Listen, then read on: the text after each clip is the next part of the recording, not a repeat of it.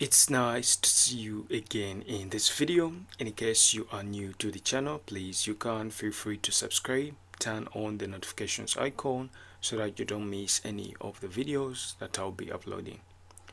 In this video, I'm going to be showing you how hackers can get access to your username and password of the login page to your WordPress website, just in case if it is non-secure. But before we do anything, this video is strictly made for educational purposes only, and all the testing shown in this video is performed in a controlled environment, which is the Docker on my local machine, as you try to see here in the terminal before you. And the website that we are going to be using during our testing, it is made to be vulnerable. You can go on and download it from GitHub so that you can go and test the vulnerabilities in it and the art behind the penetration testing in WordPress. Now let's go on and start. As you try to see here, I already downloaded this application. It's called DVWP. You can just go on and say sudo docker compose app and your server will be started up.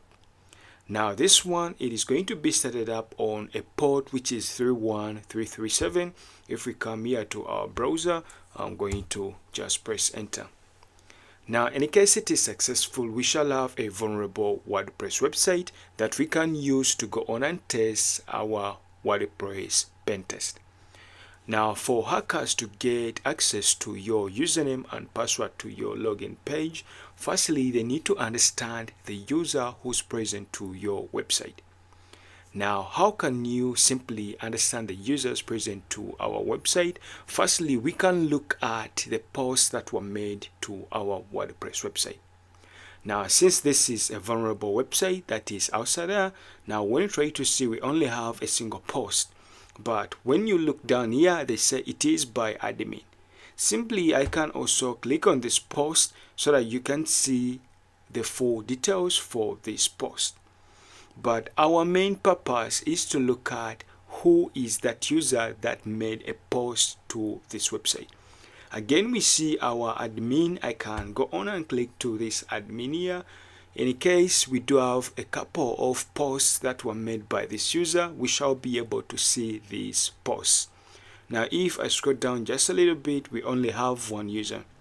Now just for a fact, seeing the name admin here, there is a possibility that this admin as the name here could be used as the username when one is logging into the website. We can go on and test that and see if it may be present. But of course, any site showing the name of the user who made that post, sometimes it makes your website to be vulnerable. Now we shall be talking about how you can also make your website a bit secure from this kind of attack. Now since we know that we have a user called admin, or we see that we have a name called admin, this could be anybody who made this post, but we need to confirm whether this one can be used to reach to the dashboard of our website. Now we know that for us to go to the login page of our WordPress website, at the end of your domain, you are going to just add wp-admin. So if we press enter, you'll be taken to the login page. Now here you can proceed to hunting your usernames just manually, or we can use a tool or an automated tool like WP scan.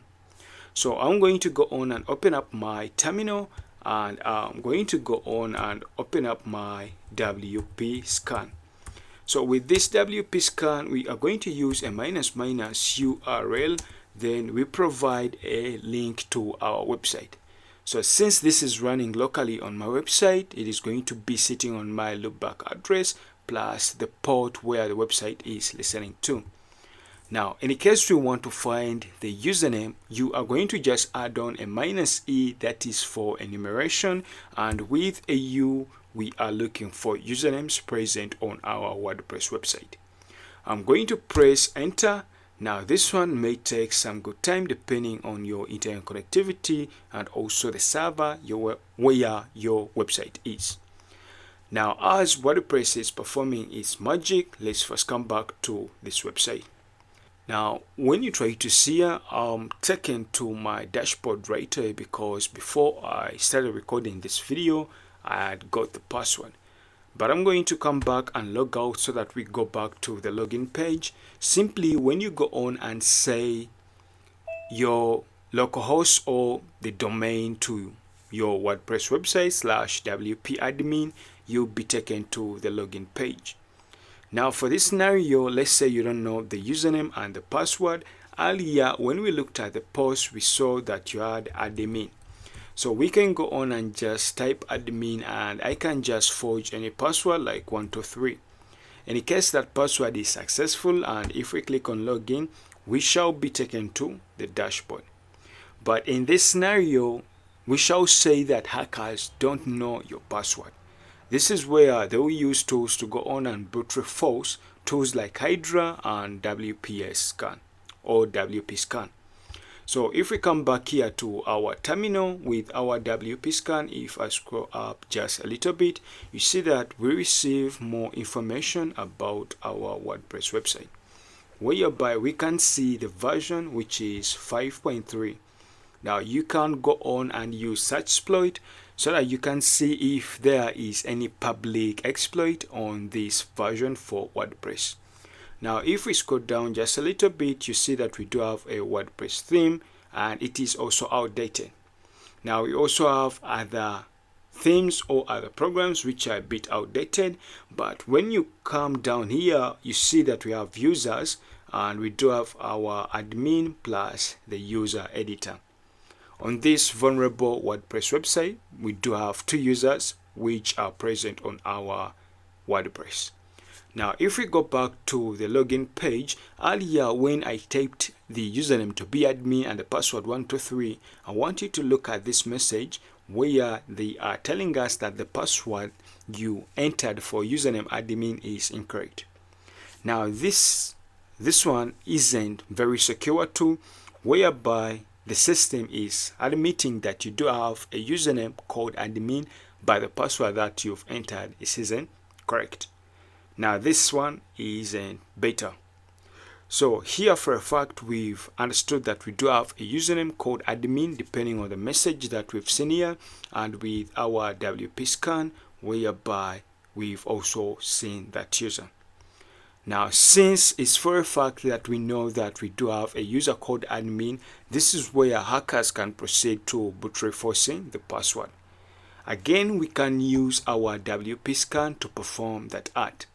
I'm going to go on and clear my terminal, press the up arrow key on my keyboard so that I can come back to this command. Now, to brute force our password, I'm going to use a -u. This U should be in caps, and here just provide the name to that user with a -p. That one should be in caps. Also, we need to provide a dictionary to the password list.